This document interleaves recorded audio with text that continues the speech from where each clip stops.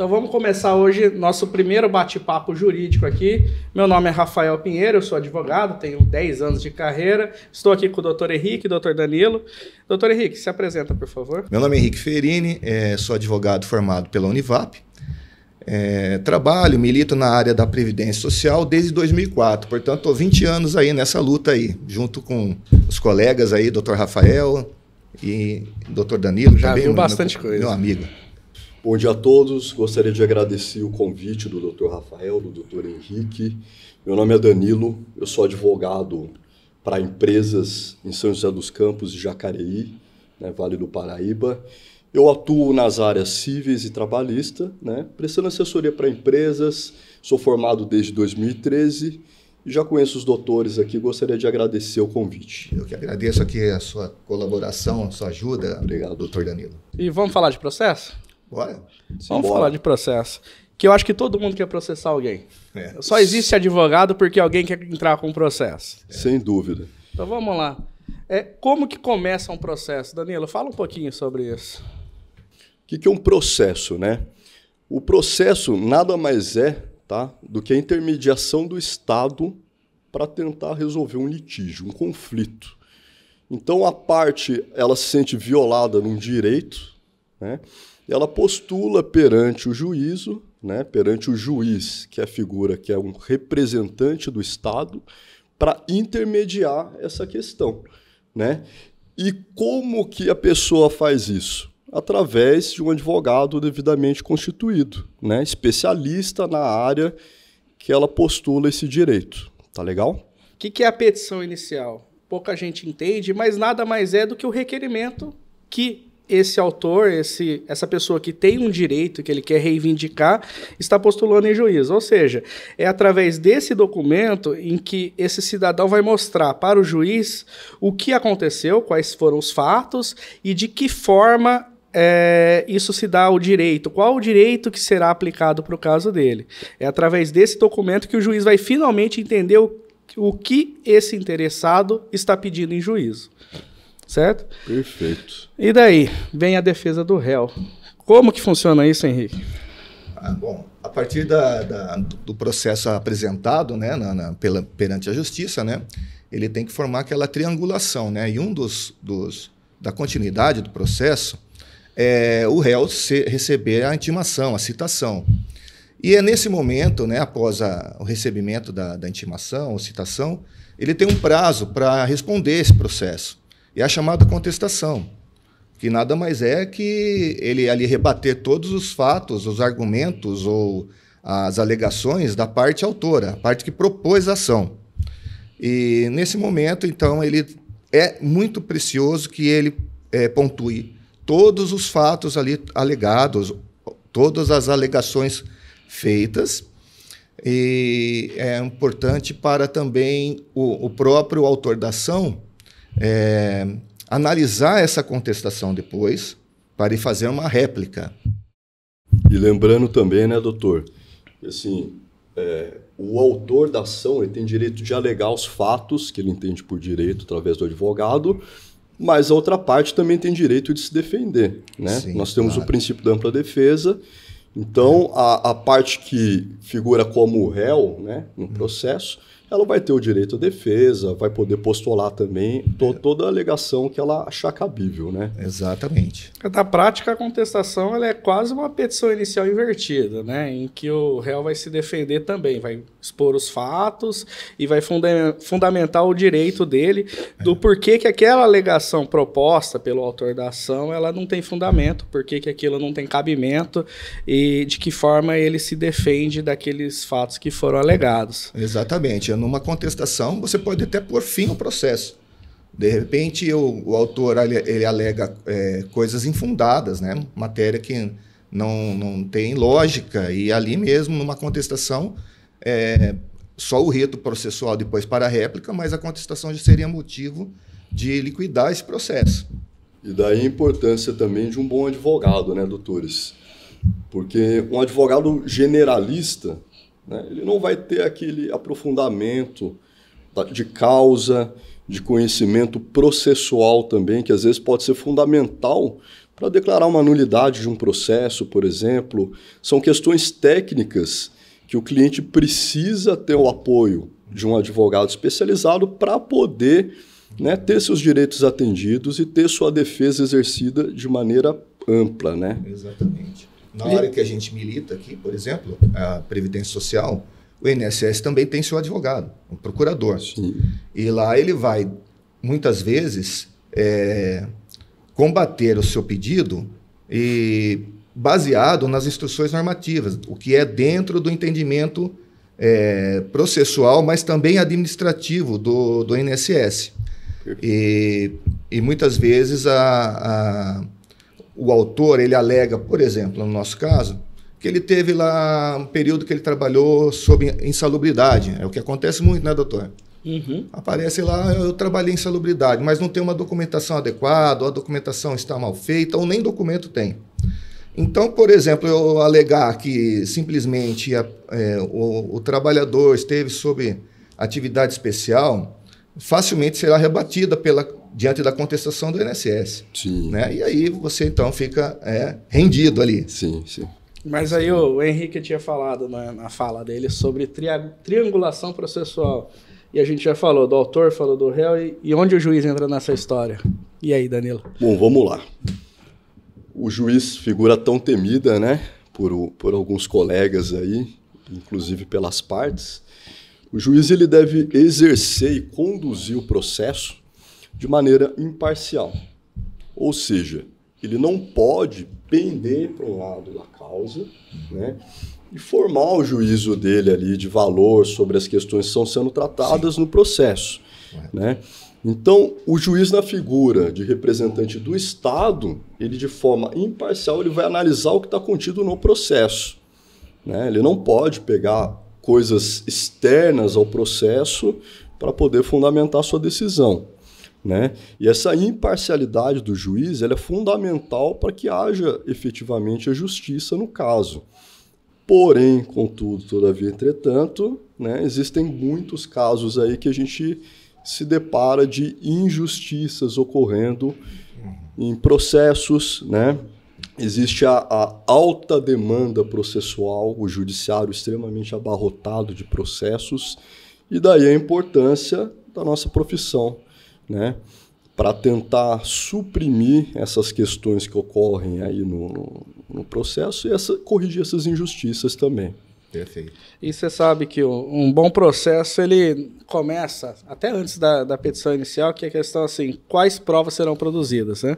E o Henrique, ele falou um pouquinho sobre o tempo especial, e é interessante que o advogado, ele sempre se atente a essa parte, de que prova que eu vou produzir, conforme que eu vou instruir esse processo, de que forma que eu vou demonstrar esse direito do meu cliente.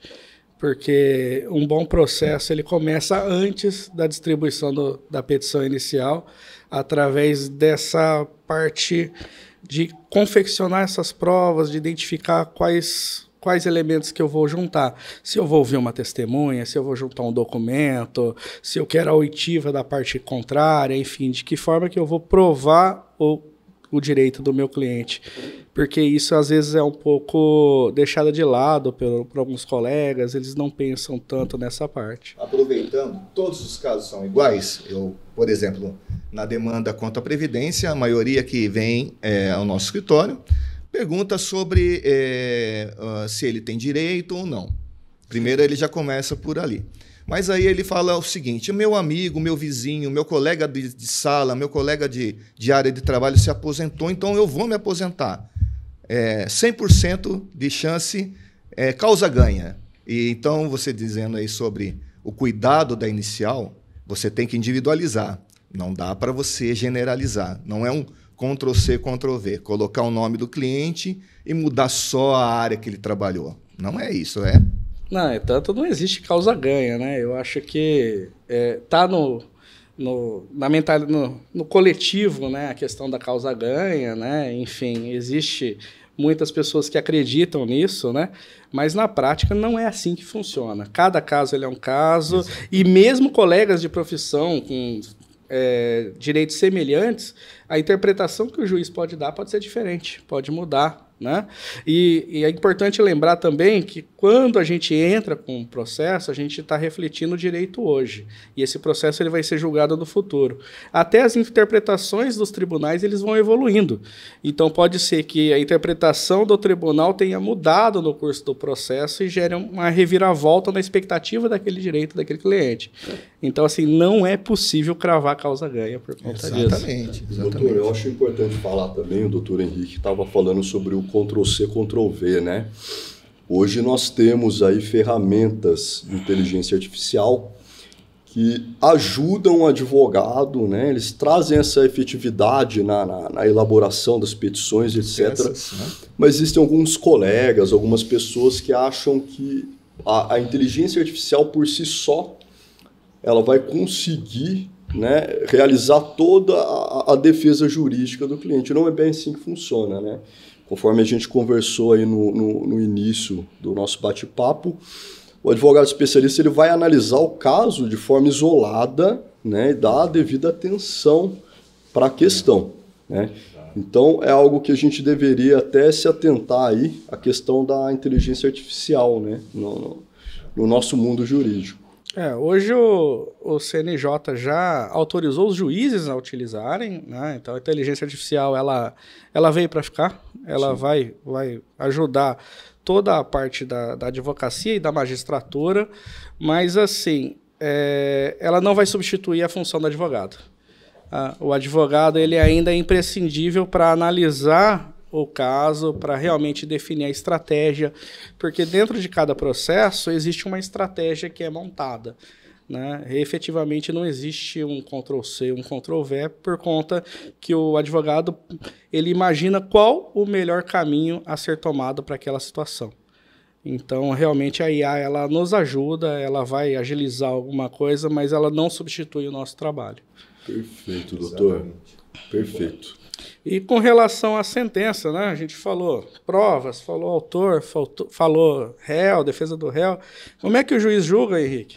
Dado esse histórico agora, que essa apresentação, né? Então lá, entrou o autor, entra com a ação, o réu responde com a contestação, vem a réplica, e aí o juiz, se ele tiver já convencido de que todo o material ali é o suficiente para ele julgar, ele julga. Mas há também um saneamento, que é quando ele diz o seguinte: olha, não ficou muito bem claro para mim todo esse histórico apresentado nesse processo. Eu tenho algumas dúvidas, e o juiz faz essa cognição chamada, né? Ele fica lá, poxa vida, eu precisava de mais elementos, ou essa prova aqui não é tão ajustada assim. Dado que o autor não apresentou o documento necessário, claro, eu posso pedir para que ele resolva isso. É uma oportunidade, aliás, porque deveria ser apresentado de início todas as provas já redondinha, bonitinha, mas isso não acontece, né? A gente não tem como prever que vai alguma coisa no caminho não ser tão convincente. O juiz tem que estar convencido do seu pedido ou convencido que o seu pedido está errado, para ele julgar. Então, após tudo isso, ou ele pode, então, após saneamento, ou de primeira, já julgar, sentenciar essa ação, o processo. É onde termina, num primeiro momento, o processo termina aí, com a sentença. Perfeito. E aí, cabe recurso, certo, Daniel? Bom, se uma das partes não estiver satisfeita com o resultado do processo, né, ou ver que ali não foram atendidos os pedidos, né, que ela julga ser cabíveis, né, que julga ser direito dela, ela tem o direito a recorrer dessa sentença de primeiro grau, né? Então, no direito nós temos o duplo grau de jurisdição que nós falamos, né? E comumente é o que mais ocorre, né, doutores? Assim, dificilmente a parte não vai recorrer de uma sentença de primeiro grau. A parte vencida vai fazer alguma coisa sempre, né? Sem a não ser dúvida. que custe muito para ela, ou que ela já sabe que não vai ter chances mesmo, a possibilidade de reforma. Com certeza, com certeza. Mas a maioria acaba recorrendo e é bom frisar que às vezes as duas partes recorrem, né? Porque é aqueles casos de parcial procedência. O juiz reconheceu alguma coisa e deixou de reconhecer algo, e daí, na prática, os dois ficaram insatisfeitos, ninguém tá muito feliz com o que acontece. Quer dizer, um processo que poderia normalmente levar 1 ano, ele pode virar 2, 3, 4 e por aí vai, dependendo até do tribunal que ele vai cair, né? E uma coisa interessante também, doutores, é que os clientes sempre perguntam, né? Doutor, quanto tempo vai demorar para o meu processo, né, ser resolvido? Uma preocupação legítima, né? E é algo que a gente não consegue mensurar para o cliente, né? É a pergunta de R$1 milhão. Exatamente. Porque se o advogado definir, sei lá, em 6 meses vai sair sentença de primeiro grau e vai estar resolvida essa questão. É um tiro no escuro, né, doutores? Eu acho, Danilo, que é por conta também, historicamente, os clientes questionam, mas não tem um prazo para você contestação, para você fazer a réplica? Sim, existem os prazos processuais, né? Obviamente, mas ele, após esses atos, aí já cai num mundo diferente. Sim. Um mundo de cronologia, né? Para o juiz decidir aquele processo. Perfeito. Ordem cronológica, né? Ele tem lá as demandas iniciais, ele tem lá o saneamento, como a gente já disse, ele Perfeito. tem processos que diariamente caem para ele decidir, e muitos ainda. Alguns com tutela que ele tem que decidir imediatamente, mandado de segurança. Então, o processo realmente não é por conta de um juiz que ele tem preguiça ao fazer, ou ele não está trabalhando efetivamente. Não, ele trabalha muito, o juiz trabalha muito. Exatamente. Mas é que as demandas são muitas também. Eu acho que a maior dificuldade que a gente tem enquanto advogado é lidar com a expectativa do cliente com relação ao prazo, né? Porque é dificílimo a gente administrar a expectativa dele de que o processo vai resolver rápido, até porque ele está com um problema, né? Um problema que precisa ser resolvido. Então, essa questão do processo ser algo um pouco mais moroso e ter toda essa questão que o Henrique já comentou a respeito da carga de trabalho do judiciário, do juiz, enfim, é difícil para a gente administrar. Eu falo que a principal dificuldade nossa hoje na profissão é lidar com a expectativa do cliente. E eu penso também que determinadas áreas, né, elas vão caminhar por uma questão mais extrajudicial, né? Muito em virtude desse abarrotamento de processos judiciais, né, da demora para um processo ser julgado e ter uma decisão, né, de fato ali a favor ou contra o cliente. Então, dependendo das situações, eu sempre oriento os meus clientes a procurar uma via extrajudicial, né? E é importante também a função do advogado nesse papel, né, doutores? Então, eu acho que é um caminho a ser válido também, ser visto pelo cliente. Intermediar. Exatamente. Mas é isso. Daí o cliente ganhou, o processo vem a parte de execução, que eu acho que é a mais difícil, né? Que uma coisa é ganhar o direito e outra coisa é satisfazer esse direito, é efetivamente receber o valor que foi, que houve a condenação na justiça, né? Fala um pouquinho aí, Henrique, o que a gente pode falar a respeito da parte de execução em processos em gerais cíveis e tal, para receber esses valores. Aí é apresentado os cálculos, né, à justiça, né, que ele acredita ser de direito, e esses valores, então, o juiz recebe também mais um ato judicial ali, onde ele vai movimentar o processo dizendo a outra parte para aceitar ou não os cálculos ali apresentados, né? Uma vez que seja aceito os cálculos, o juiz pode homologar. Todavia, estamos falando aqui de INSS, então é muito mais fácil o autor, o vencedor, receber a quantia ali apresentada. Não é a mesma coisa numa outra área, né, doutor Danilo? Por exemplo, o Danilo pode falar melhor. Uma empresa que faliu ou um vencido ali que estava sem solvência. Existe também o receio, eu que atuo, né, com empresas, até da questão do patrimônio pessoal do empreendedor, né? No débito, no caso, uma dívida trabalhista, etc. Então, são dúvidas que o cliente tem, que o advogado precisa tranquilizá-lo também, passar essa segurança para o cliente, né? E do outro lado, né, a favor do trabalhador, existe aquele anseio, né? Quando que eu vou receber, doutor, as minhas verbas? Quando que eu vou ter direito efetivamente ao recebimento?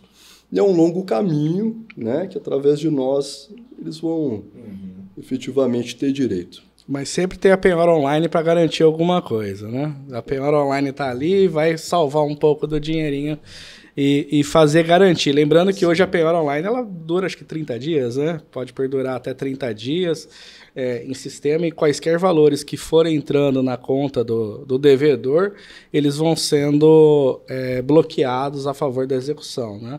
Então, satisfaz a execução de uma forma mais simples, além de outros bens, né, que pode penhorar imóveis, carros, enfim, qualquer tipo de ativo financeiro que o devedor tiver também pode ser alcançado, né?